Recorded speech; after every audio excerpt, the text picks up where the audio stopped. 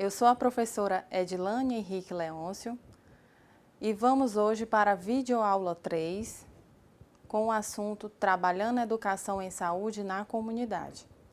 Estamos no curso de Técnico em Agente Comunitário de Saúde e a disciplina Promoção de Saúde, Educação em Saúde e Processo.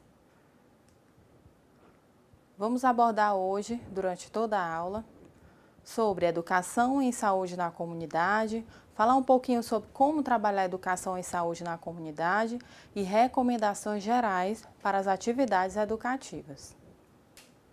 E nós vamos iniciar conceituando a educação em saúde na comunidade. O que é que vem a ser?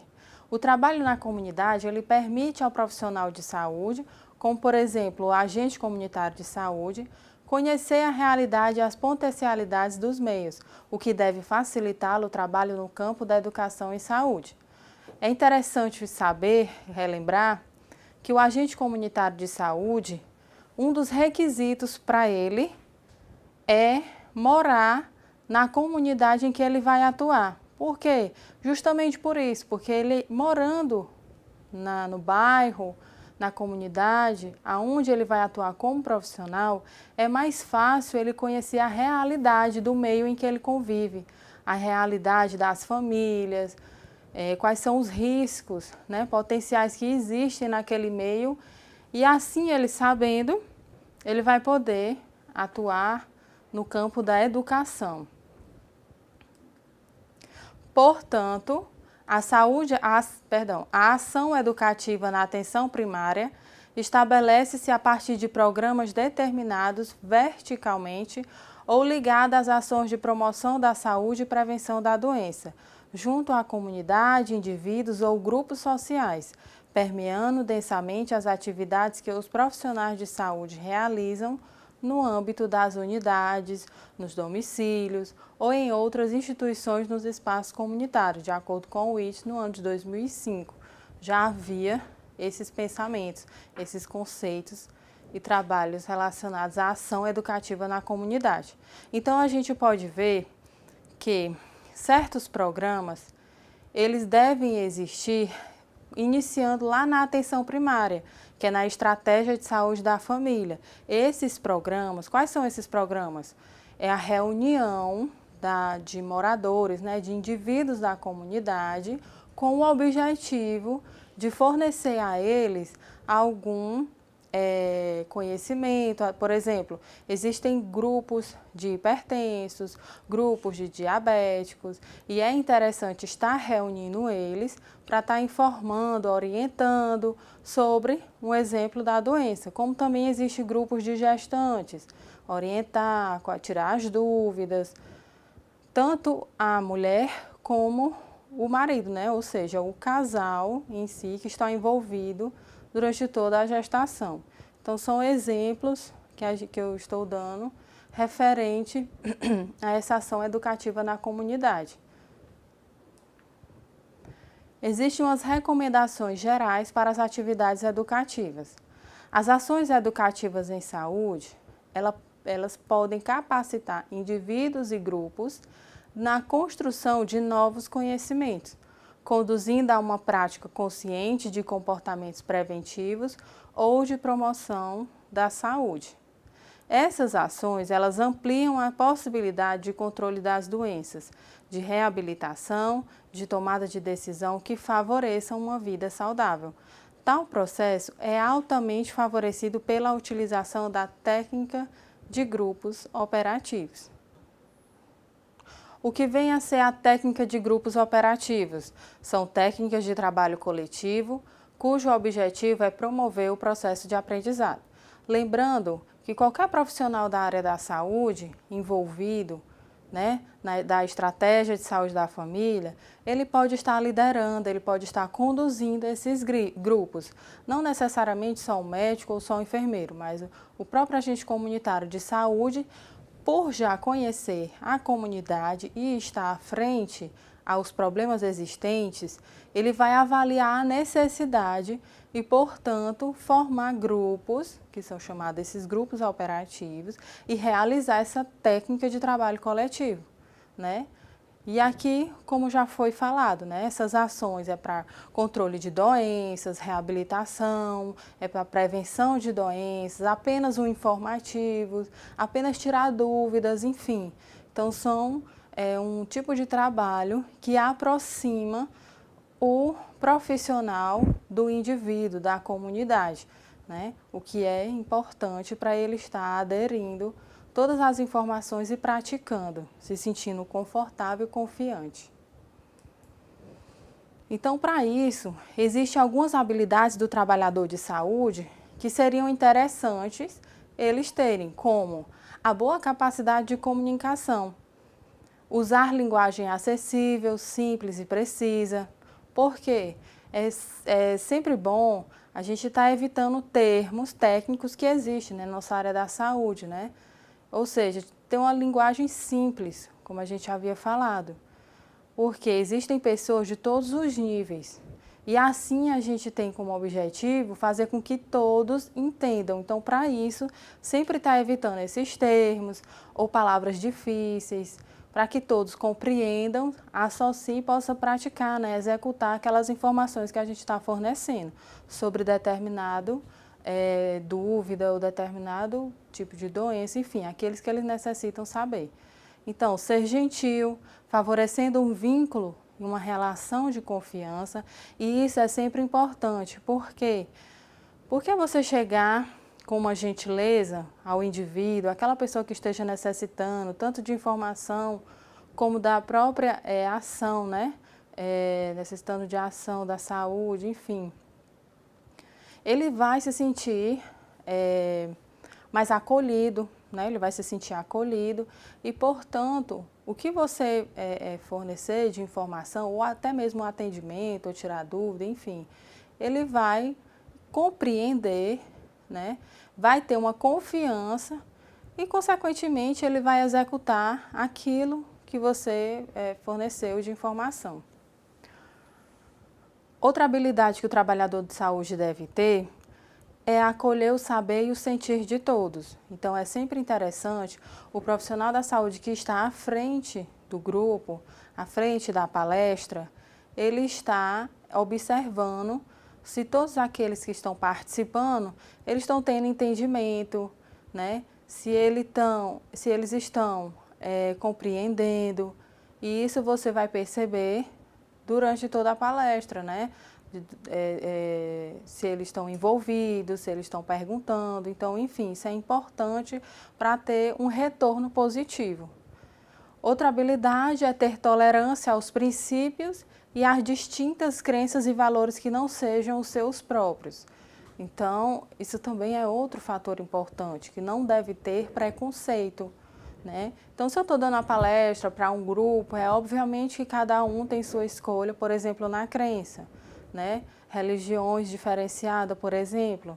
Então, independente da que eu sigo ou do que eu acredito, a gente nunca deve pôr em discussão, sempre está evitando e respeitar todo o grupo e entre eles mesmos, né? Entre os próprios indivíduos, entre os próprios participantes, é bom evitar certos tipos de discussões como essas, né, religiosas, por exemplo. Outro fator é sentir-se confortável para falar sobre o assunto a ser debatido e, obviamente, ter o conhecimento técnico daquilo, do conteúdo que vai ser abordado. Como recomendações gerais para as atividades educativas, nós temos as vantagens da realização de grupos, que consistem em facilitar a construção coletiva de conhecimento e a reflexão acerca da realidade vivenciada pelos seus membros, possibilitar a quebra da relação vertical profissional-paciente e facilitar a expressão das necessidades, expectativas e angústias. Então, eu já havia comentado anteriormente que é sempre interessante o profissional, a relação profissional-paciente, né? Sempre está evitando essa relação vertical, de que só o profissional fala e o paciente escuta, de não haver, né, essa quebra, né, dessa relação. Então, é interessante que o profissional deixe o indivíduo à vontade, deixe ele expressar as suas necessidades, as suas angústias, as suas expectativas, né? Aquele, digamos assim, espírito acolhedor, né? Com relação ao indivíduo que naquele momento tanto necessita, ou de atendimento, ou por conta da saúde fragilizada, por algum motivo, ou questões psicológicas, né? Então, na verdade, um exemplo que eu vou dar, o paciente procura, né? O indivíduo da comunidade procura o posto de saúde por problema de, vamos supor, pressão alta, um exemplo. Daí, como profissional da enfermagem ou agente comunitário de saúde, é interessante estar recebendo ele, não só para cuidar da pressão alta, né? Ou não só orientar com relação à hipertensão, dar as orientações ou explicar as causas ou orientar com relação aos cuidados. Então, é necessário saber, é necessário informar ou escutar aquilo que ele tem para nos falar. Isso mexe um pouco com o psicológico dele, é aquela história, né? Sempre está olhando ele de uma maneira como um todo, e não somente aquilo da pressão, que é uma doença, né? Não somente a doença, mas sim o ser humano como um todo. Então, isso abre portas para que ele sinta confiança, para que ele possa voltar mais vezes. E assim, o que a gente oferecer para ele de explicação, de orientação, enfim, aquilo que ele necessita, ele poder executar.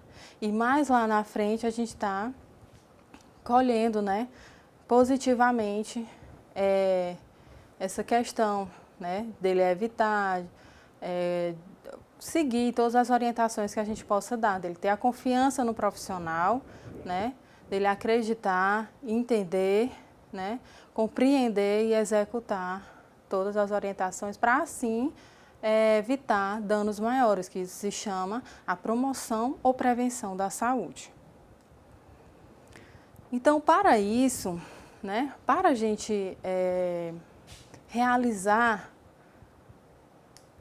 essas atividades educativas na comunidade, é necessário a gente compreender alguns tipos de grupos, né? Por quê? Porque é uma maneira da gente dinamizar, né, os grupos, variar e poder ter um retorno positivo, um retorno melhor daquele indivíduo ou da comunidade, né? Porque são grupos e deles tem alguns exemplos, como grupo de suporte. Esse grupo de suporte, esses grupos, na verdade, eles funcionam assim.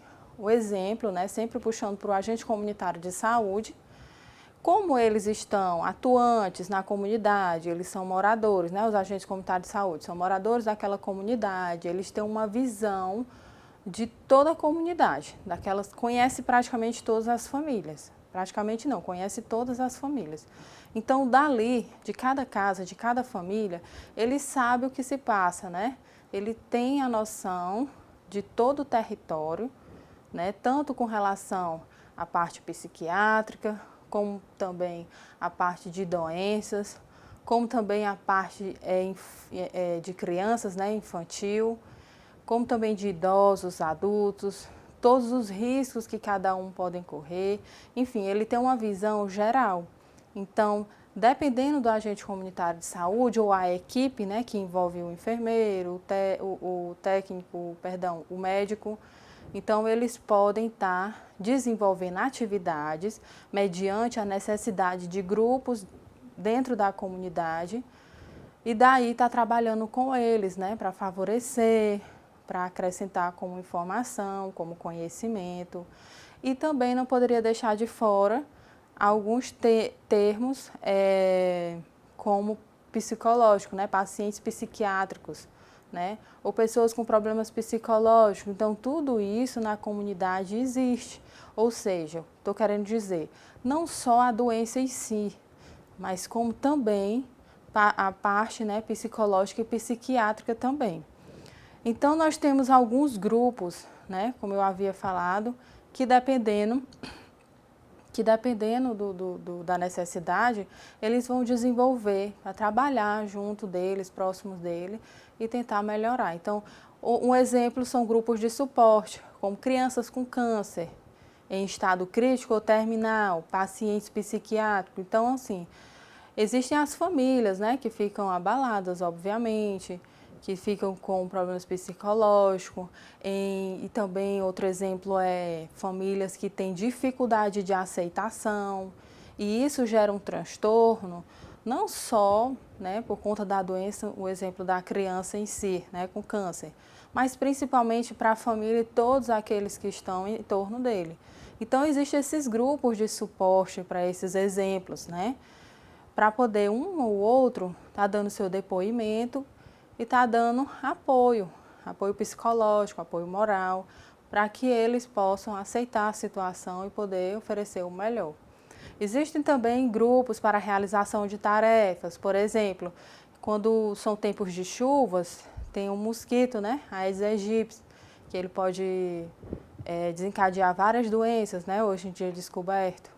Então, está realizando tarefas, junta um grupo de pessoas, moradores, por exemplo, daquela comunidade, e eles saem fazendo tarefas como coletar garrafas, pneus, enfim, para estar evitando certos tipos de doenças. Então, esse é um tipo de atividade, de dinâmica, de grupo, para conscientizar a comunidade, né, dos riscos que aquilo traz. Outro exemplo é o grupo de socialização.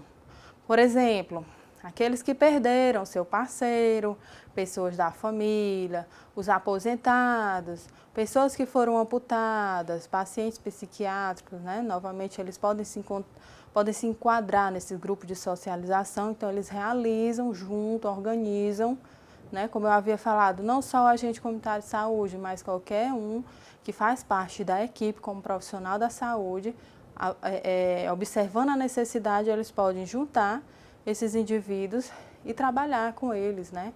A socialização nesse caso. Existem também grupos de autocuidado, que são esses que, na verdade, são os que são mais atuantes, né? São pessoas hipertensas, pessoas diabéticas, pessoas obesas, né? Então, são grupos que é mais comum de você observar, de existir, que possam estar oferecendo orientações com relação à doença. Às vezes a pessoa descobre que é hipertensa, não sabe nem o que é, nunca ouviu falar, né? Isso depende também do nível da pessoa.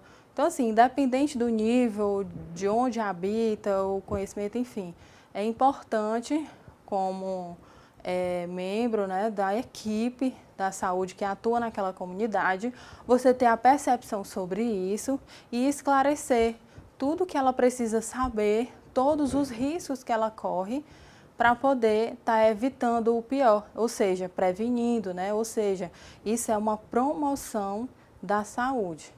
Então, temos a hipertensão, a diabetes, a obesidade, todas as orientações são dadas, como cuidar, quais são os riscos, o que pode comer e o que não pode, a importância da prática da atividade física, quais são as restrições alimentares para esses tipos de pessoas diagnosticadas com esse problema de saúde, as medicações, quais são as medicações, para que serve, existe algum efeito colateral.